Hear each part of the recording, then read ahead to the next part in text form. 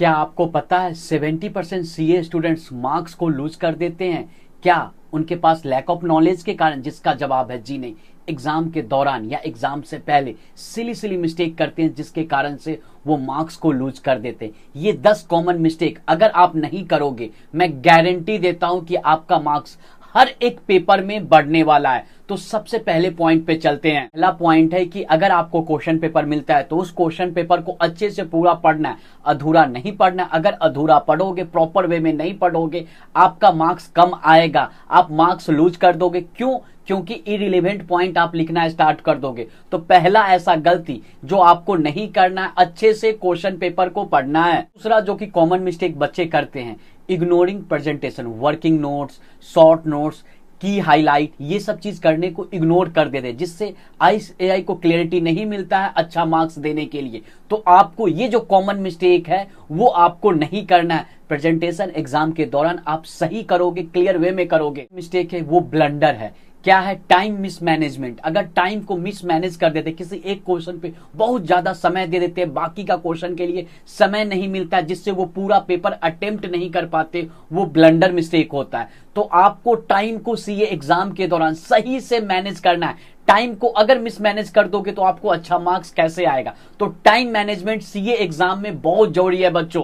Common mistake के बारे में जानेंगे कि अभी आप लोगों का एग्जाम आने वाला है, तो थ्योरी पेपर को इग्नोर करेंगे। ज्यादातर बच्चे प्रैक्टिकल पेपर को ही बनाएंगे और थ्योरी पेपर को लास्ट समय के लिए रख लेंगे। ये कॉमन मिस्टेक आपको नहीं करना है। जितना समय आप प्रैक्टिकल पेपर को दे रहे हो उतना ही समय या उसके जितना समय आपको देना है थ्योरी पेपर को भी। लास्ट समय के लिए बचा करके नहीं रखना है। लास्ट समय के लिए बचा के रखोगे, सही से टाइम मैनेज नहीं कर पाओगे, ऐसे केस में आपका वो पेपर अच्छा नहीं जाएगा। और पांचवा चीज जो कि कॉमन मिस्टेक है, राइटिंग ऑन लैंग्वेज। देखो, अपने लैंग्वेज में लिखना चाहिए, जहां पे नीड हो आईएसएआई का लैंग्वेज, की पॉइंट, वो सब चीज को इग्नोर नहीं करना है। अगर जहां पे नीड है आईएसएआई के लैंग्वेज में, ये सब चीज कैसे सही हो सकता है? इसको रिटन प्रैक्टिस करने से बच्चों सही होगा। तो अभी भी समय है, जब आपको लॉ पेपर हो या ऑडिट पेपर हो, जिस भी पेपर में आपको आईएसएआई का लैंग्वेज लिखना है तो लिखना है, की हाईलाइट करना है। नेक्स्ट पॉइंट को ज्यादातर बच्चों इग्नोर कर देते हैं। पीवाईक्यू, आरटीपी, एमटीपी को बच्चे सॉल्व करके नहीं जाते।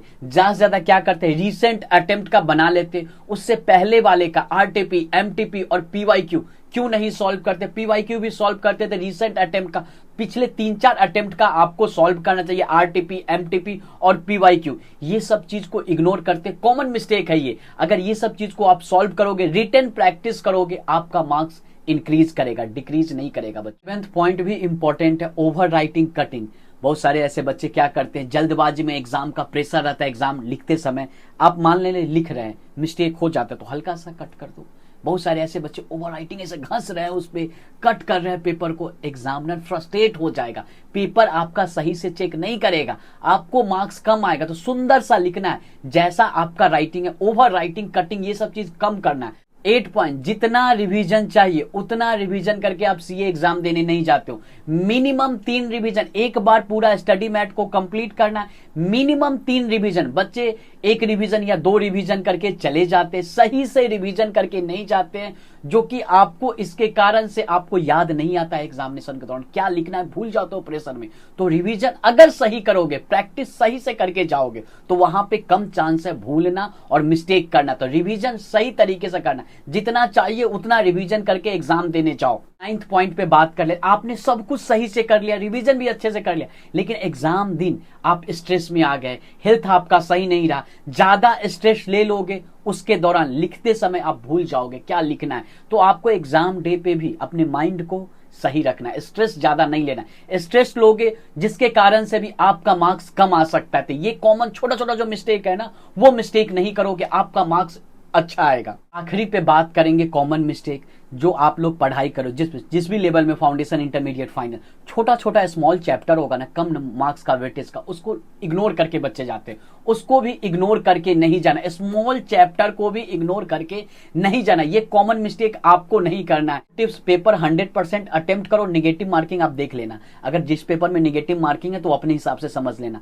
और 3 रिवीजन करके जाओ और कीवर्ड पे फोकस करो, आपका एग्जाम अच्छा जाएगा, जिससे आपको मार्क्स इंप्रूव करेगा। मैं मिलता हूं नेक्स्ट वीडियो में, चैनल के साथ बने रहें।